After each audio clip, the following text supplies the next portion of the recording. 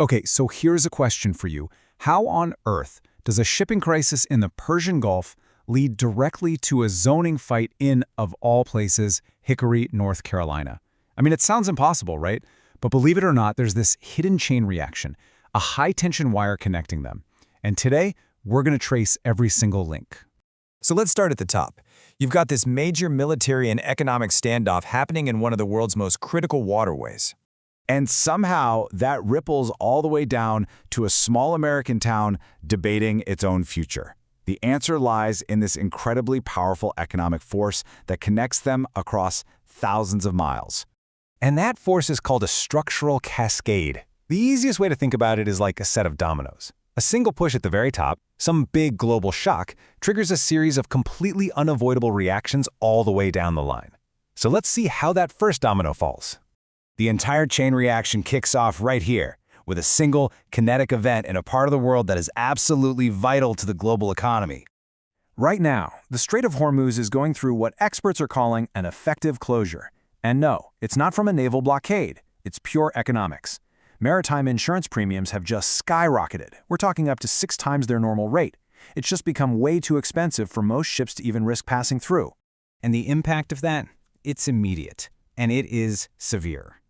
With nearly 20% of the world's entire oil supply suddenly stuck, the price of Brent crude is shooting towards $126 a barrel.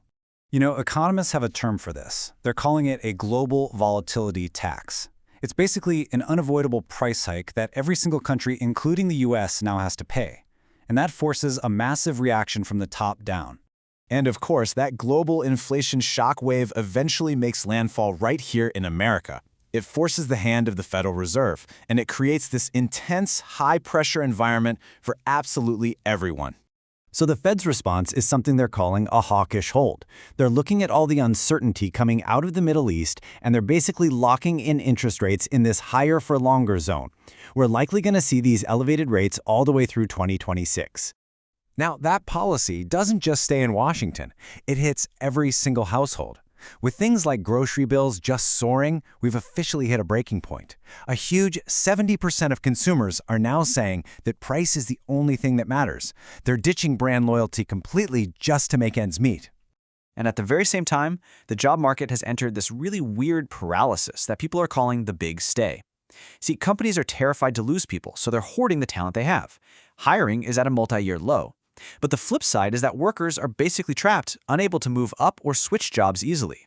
So you can imagine, you're a major corporation, you're getting squeezed from every direction. High interest rates, customers who are broke, and a labor market that's frozen solid. What do? Well, you make a ruthless strategic hedge just to survive. And this slide really illustrates that pivot perfectly. We're seeing what's being called a tech purge 2.0, with over 31,000 jobs cut. But here's the key. This isn't just about saving money in the short term. It's about permanently reallocating those funds to an AI-first model. This is a fundamental decoupling of a company's productivity from its human employees. But a huge corporate strategy like this doesn't just live on a spreadsheet, right? It has to take physical shape somewhere. It has to be built on the ground. And North Carolina has become ground zero for this massive shift. I mean, you can actually see a tale of two industries unfolding in real time. On one side, you have traditional manufacturing pulling back. The electric vehicle company VinFast just slashed its job promise from 7,500 all the way down to what it's calling a survival scale 1,400. But in stark contrast, you have Microsoft restarting a $1 billion project to build out its data center grid. This move is anchoring the entire region as a key hub in this new data belt. And this isn't just about one company dropping a bunch of money. This whole AI boom is so massive, it's creating its own support system from scratch. You've got companies like TSC Energy building multi-million-dollar factories in the state for the sole purpose of making the specialized parts needed for this new grid. And this brings us to the final and honestly the most critical piece of the cascade.